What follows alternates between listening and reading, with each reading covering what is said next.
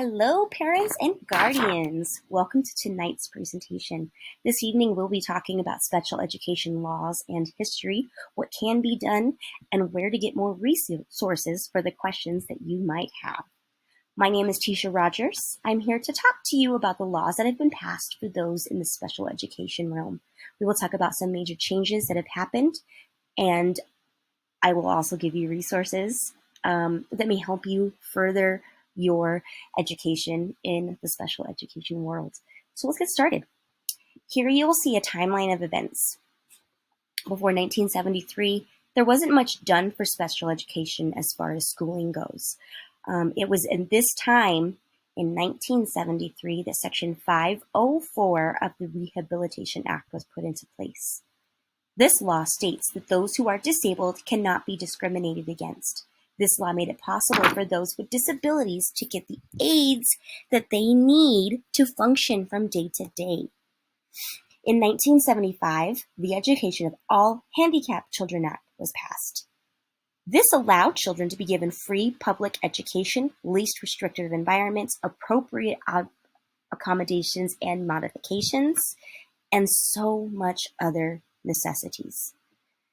It was not until 1986 that this law was extended to match the needs of those students who needed assistance in preschool years as well.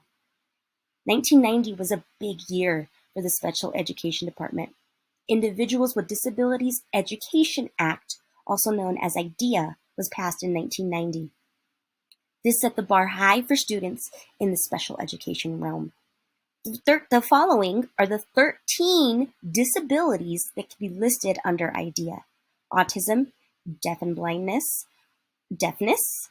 emotional disturbance, hearing impairment, intellectually disabilities, multiple disabilities, orthopedic impairment, or other health impairments, specific learning disabilities, speech or language disabilities, traumatic brain injury, and visual impairment, which also includes blindness, like I've said.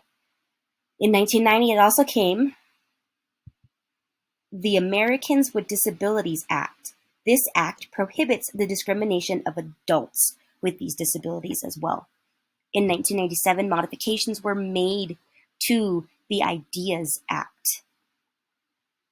Some of the modifications that were made were to be noted in how the documents were recorded, what things needed to go in the documents, what needed to be said, what needed to be left in there, who needed to attend these meetings for the children, and ways to track the growth of these children under these programs. So that was in 1997. In 2001, we got the No Child Left Behind Act. This law not only protects those in the special education sector, but those in the general education as well. This states that parents have a little bit more flexibility in where their children are placed in the schooling, and it also gave the schools access to 15% of school funding to make sure that there were no kids with disabilities that needed to be, under any of these laws. So we've made great strides, guys. We've made great strides. There are two important court cases that I want to point out to you real quick.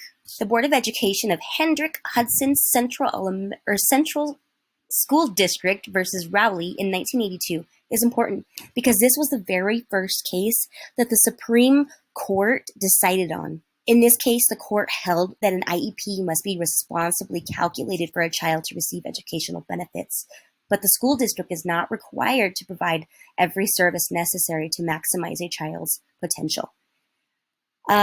This was a huge step in the right direction for students with disabilities. This allowed them to start getting the help they needed, but this case was not yet perfected. The second case I want to point out was in 2017, Andrew F. versus Douglas County School District. The Supreme Court revisited the standard for FAPE.